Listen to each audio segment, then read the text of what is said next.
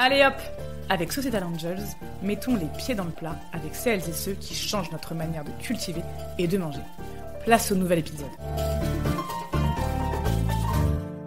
Bonjour Julie. Bonjour. Alors vous êtes de l'association Épisole. Épisole, en fait, c'est une épicerie solidaire à Grenoble et dans son agglomération. Vous avez aussi des épiceries mobiles. Vous pourrez nous en parler un petit peu. Et le but aujourd'hui de ce podcast, c'est de revenir en fait sur l'appel à projet Copalim que Societal Angels a lancé en 2024, dont vous avez été lauréat. Et c'est l'occasion de faire un point d'étape sur ce projet qui est porté par le collectif Calisoli que vous représentez aujourd'hui. Voilà, vous allez nous en dire plus. Pour démarrer, ce serait bien que vous vous présentiez vous-même et votre structure donc, au sein de ce collectif plus large. Donc moi je suis Julie Baumgualino. Je suis la directrice donc de l'association Épisole depuis bientôt 3 ans. Épisole aujourd'hui c'est un acteur important du territoire sur les questions de solidarité alimentaire, mais aussi d'insertion. Donc en effet c'est une épicerie solidaire, épicerie de proximité où tout le monde peut venir faire ses courses, mais qui a un projet de solidarité alimentaire, c'est-à-dire qui propose des tarifs adaptés aux revenus de chacun. Et ça, c'est le cœur du projet d'Épisole qui se déploie aussi sous forme d'une épicerie ambulante, mobile, qui parcourt 9 sites chaque semaine et avec un dispositif de légumes solidaires, bio et locaux qui sont distribués sur 8 sites chaque semaine. Donc ça, c'est les dispositifs commerciaux d'Épisole. Épisole est aussi chantier d'insertion, accompagne les gens vers l'emploi. Épisole a un gros dispositif anti-gaspillage alimentaire, récupère beaucoup d'invendus non consommés. Et Épisole est centre ressources. Et c'est à ce titre, centre ressources, donc on fait du transfert d'expérience, puisque Épisole est un peu pionnier en tant que modèle d'épicerie solidaire, chantier d'insertion sur le territoire. Mais aussi, dans cet axe-là, Épisole porte la tête d'animation du réseau Calisoli, qui est donc le collectif des acteurs de l'alimentation solidaire en Isère, qui existe depuis maintenant 5 ans quand même et qui est un réseau qui se renforce, je dirais, d'année en année, d'acteurs qui avant tout sont rassemblés par une question centrale commune, qui est celle d'une alimentation de qualité, accessible et durable pour tous, et avec des activités qui sont très variables. Donc ça peut être du traiteur, ça peut être des boucles solidaires, des liens producteurs, ça peut être de l'épicerie, ça peut être de la restauration ou de la valorisation. Mais ce collectif, voilà, maintenant regroupe, là maintenant en 2025, parce que depuis le prix Societal Angel, on a encore pris de la notoriété, donc on s'est encore agrandi, mais va recueillir bientôt une vingtaine d'associations du territoire large de l'agglomération qui donc se réunissent plusieurs fois dans l'année, font de la mutualisation de moyens, de pensée, de réflexion, d'appel à projets, comme ça a été le cas avec Societal Angel, mais aussi messages politiques de portage de valeurs telles que la solidarité alimentaire, hein, ce qui est une valeur qui se développe, dont on parle de plus en plus quand même sur le territoire, notamment à travers les initiatives de sécurité sociale alimentaire. Et donc, ce collectif nous permet de tisser des liens, même concrets en partenariat. Par exemple, je vais parler pour ma paroisse, mais Épissole a des partenariats forts avec au local, par exemple, qui est qui fournit les approvisionnements de la moitié des poignées solidaires, avec la charrette bio qui devrait rentrer en 2025 de l'autre côté.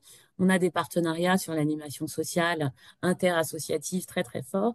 Et puis, par exemple, cette année, on a acheté un vélo smoothie en commun pour nos. Voilà, c'est du très concret à du très macro. Et le macro nous amène sur cette question du plaidoyer. Nous, à Épisole, c'est une question qui nous taraude depuis longtemps, puisque quand je suis arrivée, c'était déjà dans les clous, donc il y a bientôt 3 ans. Et mon mandat à moi, la gouvernance d'Épisole m'avait dit, il vaut mieux, c'est bien de travailler ça en réseau d'abord.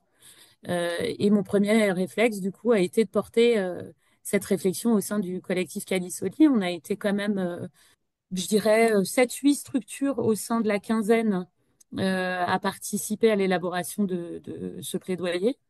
6 membres du collectif, c'est ça, tout au long du mois de l'année 2024, même de la fin 2023, et on a validé auprès de nos gouvernances donc un document qui est comme un espèce de manifeste, hein, qui reprend un peu aujourd'hui euh, en détail quelles sont les questions de précarité alimentaire, de quoi on parle, qu'est-ce que ça représente aujourd'hui et qu'est-ce qu'on porte en termes d'actions qui fonctionnent et qui fonctionnent sur les territoires aujourd'hui et qui méritent d'être mises en valeur et portées aussi par les pouvoirs publics, la société civile, le mécénat privé, vraiment à plusieurs niveaux. Pourquoi vous avez senti une urgence, Besoin. un Ouais. besoin de faire ce plaidoyer aujourd'hui? Depuis, donc ça fait 5 ans que le collectif existe.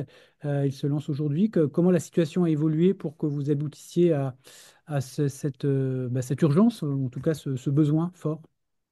Alors, je pense qu'il y a eu il y a peut-être eu un accélérateur aussi avec l'inflation et la très forte hausse des prix sur l'alimentation qui ont encore a rajouté une forte dimension à cette précarité alimentaire dans la population. Mais il nous fallait le temps aussi de tisser des liens solides pour arriver à construire un document qui finalement est un document qui concentre notre vision, nos valeurs, etc. Donc c'est un travail qui se fait entre partenaires de confiance et qui se connaissent bien. Donc peut-être qu'il fallait le temps. Et puis parce que c'était, en fait, aujourd'hui, je pense que c'est un modèle qui parle de plus en plus et qu'on sent que c'est le moment aussi de le porter en parallèle hein, au modèle de la distribution alimentaire, qui est un modèle qui est un autre modèle, mais dont on a besoin absolument pour répondre à la grande précarité, etc. Mais cette dimension de solidarité alimentaire, de précarité alimentaire qui n'est pas toujours bien mise en avant auprès aussi de la société civile, c'était l'envie de toujours sensibiliser, d'avoir un support pour sensibiliser tout type de public, parce qu'on fait aussi beaucoup d'événements à l'année. Pour bien Ouais. comprendre le périmètre, le terme, vous avez dit, c'est important la distribution alimentaire. Comment vous vous situez en fait entre l'aide d'urgence, la distribution classique et vous? C'est quoi votre positionnement et votre valeur ajoutée dans ce paysage? L'origine du projet, la solidarité alimentaire, est fondamentalement différente de la distribution alimentaire. C'est-à-dire que typiquement Épisol, hein, le principe, c'est le choix et la dignité. C'est-à-dire, quand une personne va rentrer à Épisol, personne ne va savoir dans quelle situation elle est. Elle a un scan de code barre en caisse qui va appliquer son prix. Et pour le coup, elle va pouvoir elle-même choisir les produits qu'elle a et non pas recevoir un colis après tout un parcours de travailleur social extrêmement dur à vivre parfois, des seuils d'accès qui sont hyper restrictifs, un accompagnement au budget, un plafonnement d'accès. Tout ça, c'est pas du tout le cas à Épisole, qui est une épicerie de quartier comme une autre en fait. Et l'idée de base de la solidarité alimentaire, c'est que elle va pouvoir aussi toucher beaucoup plus de personnes en précarité, mais pas forcément en forte précarité, qui n'accéderaient pas à l'aide à la distribution alimentaire. On sait qu'aujourd'hui, il y a quand même aussi, en plus de ces seuils très restrictifs, toute une partie de la population qui ne va pas d'elle-même chercher cette distribution alimentaire parce que trop stigmatisante, parce que trop dur à vivre. La proposition de la solidarité, elle est vraiment complètement différente. Elle est basée sur le choix. Vous achetez ce que vous voulez à des prix très modestes, mais vous faites un choix et faites ce choix dans la dignité et dans l'anonymat, en fait, par rapport à les files assez terribles qu'on voit sur les trottoirs en attendant de pouvoir avoir le colis non choisi des restos ou voilà. Mais évidemment, il y a tellement de gens qui sont dans des situations catastrophiques aujourd'hui qu'il faut que les deux sans doute existent. Maintenant, nous, on veut montrer que c'est pas le même modèle dès le départ et qu'on porte aussi la dignité via la solidarité alimentaire et que les personnes qui viennent à Épisol n'ont pas ni plafonnement, savoir s'ils n'ont pas déjà trop dépensé, ils ne sont pas déjà trop venus, ni parcours préalable très difficile de travail sur le budget, où on va vous dire, bah là, vous dépensez trop, là, voilà. Et puis même des seuils d'accès qui sont quand même difficiles à atteindre parfois. Ça, pour nous, c'est fondamental. Et la solidarité avec d'autres associations qui sont au sein de Calisoli, comme par exemple l'Équitable, hein, qui fait partie du projet Sociétal Angel, euh, il y a cette volonté aussi de mettre en place, donc c'est pas typiquement l'Équitable, un projet qui est basé à la base, qui est basé sur la solidarité alimentaire, mais ils ont mis en place des mécaniques de caisse de péréquation et autres pour permettre justement à ces mécaniques de prendre place aussi dans l'esprit des gens, dans la société civile, de permettre de réaliser que ben voilà, avec un petit effort, ben, les gens qui sont un peu dans la galère, ils pourront consommer la même chose que les gens qui ne sont pas dans la galère. Donc, caisse de péréquation, ça se traduit en fait par des prix différents en fonction de ce qu'on peut payer un peu. En Enfin, fait, on paye ouais, un peu plus pour ceux qui peuvent payer un peu moins. c'est ça. C'est une mécanique qui permet à certaines structures associatives ou autres, hein, sur certaines branches de leur vente, pouvoir appliquer une tarification solidaire sans trop de risques. Hein, D'accord. c'est pas le modèle d'Episol, puisque nous, on l'a intégré globalement à Ouais, tout notre modèle économique. Mais il y a d'accord. d'autres initiatives, comme celle que je viens de citer, Péréquation, qui peuvent fonctionner, avec toujours cette idée, donc, du coup, de la solidarité, de l'échange, et d'où l'importance d'un plaidoyer qui, autant que porter notre discours auprès des institutions, même des RSE, etc., va mettre bien clairement en lumière auprès de la société civile quelle est aujourd'hui aussi la réalité et quels sont aujourd'hui les enjeux. Alors, qu'est-ce qu'il y a dans ce plaidoyer? Si vous deviez le résumer rapidement, on a déjà abordé beaucoup de choses, mais peut-être pour Ouais, aller alors plus il loin. y a d'abord un état des lieux hein, qui reprend des chiffres basiques de la situation. Hein. C'est combien aujourd'hui de personnes se déclarent en difficulté, soit pour manger à leur faim, soit pour pouvoir manger à leur choix ce qu'ils veulent. Et ça grandit d'année en année. Et là, par exemple, dans notre manifeste, il va falloir que je le remette à jour un peu chaque année, ça, notamment grâce au Crédoc. Mais dans notre manifeste, il est noté que 52% des personnes en précarité alimentaire n'ont pas recours aux aides alimentaires pour trop de stigmatisation, ce que je vous disais, que 49% des personnes interrogées trouvent des solutions d'économie en mangeant moins et en mangeant moins de qualité. C'est-à-dire que la variable alimentaire est vraiment un dernier, c'est la première variable qu'on va jouer sur le budget. Donc c'est d'abord un état des lieux de tout ça, de précarité des populations, de précarité aussi des acteurs, parce que nous, acteurs associatifs, on évolue aussi dans des univers qui sont en subventionnement annuel, etc., qui sont durs à porter, hein, surtout quand on est des gros assos comme Episol avec des gros fonctionnements. C'est combien de salariés, Pissol? 22 salariés, 22 salariés, oui, effectivement. ouais, dont 10 en insertion. D'accord. Donc, presque 17 ETP aujourd'hui et des missions, ben voilà, presque entre 2500 et 3000 bénéficiaires sur le territoire. Donc, des missions opérationnelles très, très fortes au quotidien. Hein, en plus de cet investissement dans la sensibilisation aux transitions alimentaires justes et durables et à la solidarité. Donc, dans le plaidoyer, rapidement, du coup, on repose les enjeux hein, qui font le lien vraiment avec les enjeux d'alimentation durable donc en proximité, en développant des filières agricoles viables, etc. Les difficultés qu'on rencontre sur le terrain aujourd'hui euh, en, en rapport avec les politiques hein, qui sont mises en place sur le territoire, aussi bien par rapport à la grande distribution que des politiques agricoles. Et à partir de là, on pose des préconisations. D'accord, ok. Du coup, quelles sont-elles Et, les difficultés, on va dire, macroéconomiques, ou en tout cas systémiques que vous rencontrez? Vous parliez de l'agriculture et éventuellement. Ouais, alors ben là, on en a listé, on a cité, peu de visibilité et de valorisation des dispositifs de solidarité alimentaire, donc ça c'est ce dont je vous parlais tout à l'heure. La difficile équation entre accessibilité et qualité, donc ça c'est mon travail au quotidien. Les modèles de consommation classiques via les pubs, etc., le marketing qui favorisent pas une alimentation saine et durable, le lobbying et les modes d'action du secteur agroalimentaire le portage très variable des institutions en fonction des territoires, des compétences, des collectivités, les représentations des responsabilités de chacun, c'est-à-dire que la question de l'alimentation comme un enjeu de société et pas comme une responsabilité uniquement individuelle, la PAC et les politiques agricoles des dernières décennies qui favorisent l'hyperproductivisme, c'est clair, et les questions de l'insuffisance de l'offre agricole sur l'ensemble du territoire. Clairement, ici, par exemple, à Grenoble, c'est particulièrement prégnant, surtout dans une dynamique d'expérimentation de la sécurité sociale de l'alimentation, ce qui est une autre question, mais parallèle. Voilà, donc après, ça c'est globalement hein, les difficultés qu'on rencontre, mais il y en aurait d'autres qu'on pourrait lister comme euh, les, euh, les préjugés des populations sur quel type d'alimentation sont pour moi ou pas pour moi. Donc, beaucoup d'habitudes aussi à faire bouger dans les pratiques alimentaires des populations, quelles qu'elles soient. Voilà, il y a énormément de choses qu'on pourrait lister pour faire avancer les choses.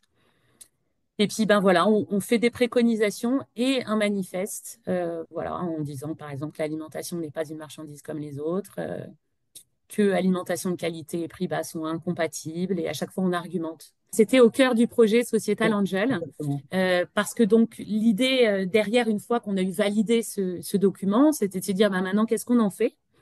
Et la première idée, ça a été de se dire, bon, on fait un grand événement, on invite la presse, on met en lumière.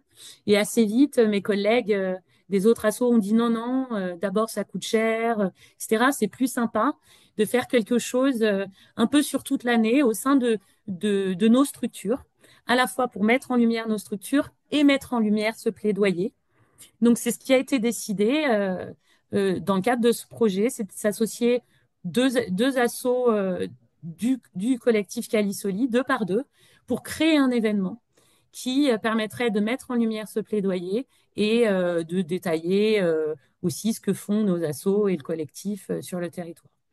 Donc, c'est ce qu'on a porté pour un budget de 7 000 euros qu'on a, enfin, qui dépasse, enfin, qui atteint presque les 13 000 euros sur la table et pour lequel Societal Angel nous a fourni 7 000 euros. Donc, ça va nous permettre, donc, Épisol, par exemple, avec Cultivons, la bonne pioche avec les mijotés, la bocale avec Point d'eau, de faire des événements là pendant l'année. Donc, je vais vous faire un petit récap de là où on en est, hein, euh, qui sont à la fois festifs et de sensibilisation des publics et des partenaires sur les questions de solidarité alimentaire. Si je commence par Épisol, parce que du coup, c'est le sujet que je connais le mieux. Nous, on est très contents à Épisol parce que ça s'intègre à un projet global sur l'année 2025. Il se trouve qu'en 2025, Épisol fête ses 10 ans. Donc, l'association a été créée en octobre 2014, donc ça fait déjà 10 ans. Mais l'activité a démarré à l'été 2025.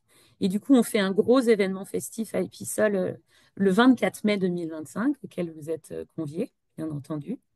D'accord. En amont de cet événement, donc c'est au cours de cet événement qu'on va mettre en lumière le plaidoyer, ainsi que nos dispositifs, Calisoli, voilà.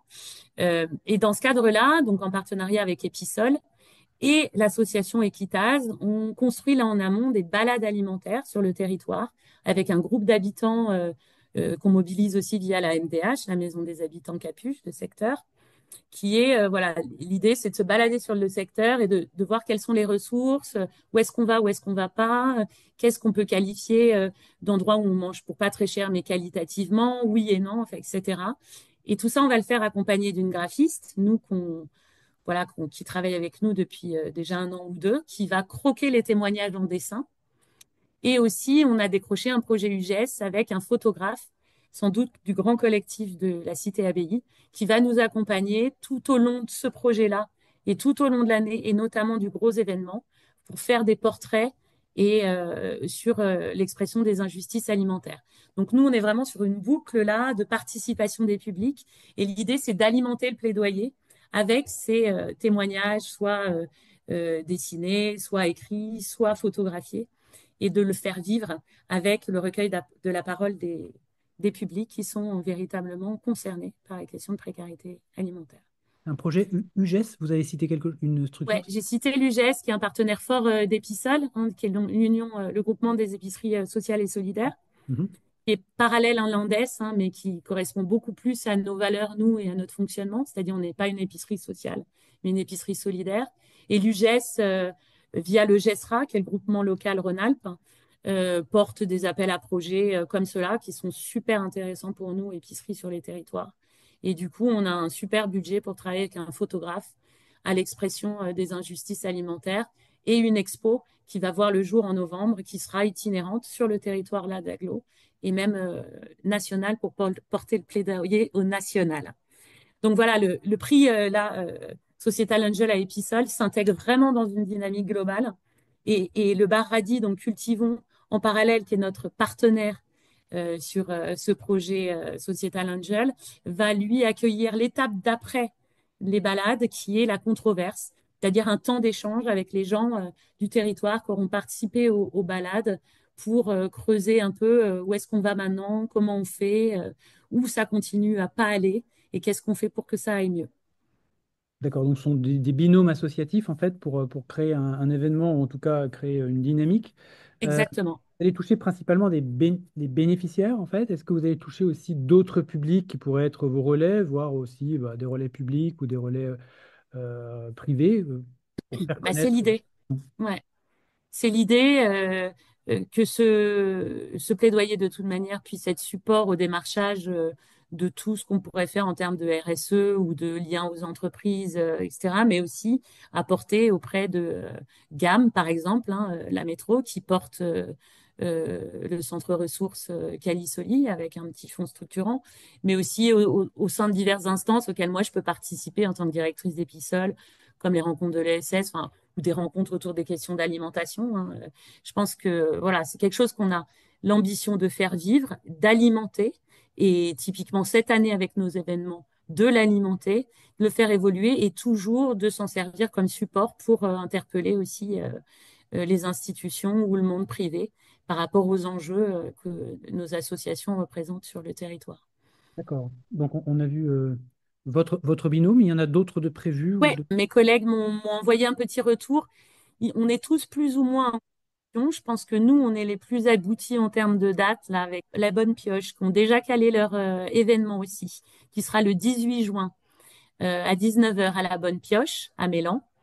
Eux, donc du coup, c'est vraiment, ça va être un spectacle avec la diffusion du plaidoyer et un buffet fait par les mijotés. Donc c'est, je pense, vraiment une soirée festive. Ils en sont pour l'instant à la réflexion sur les aspects logistiques.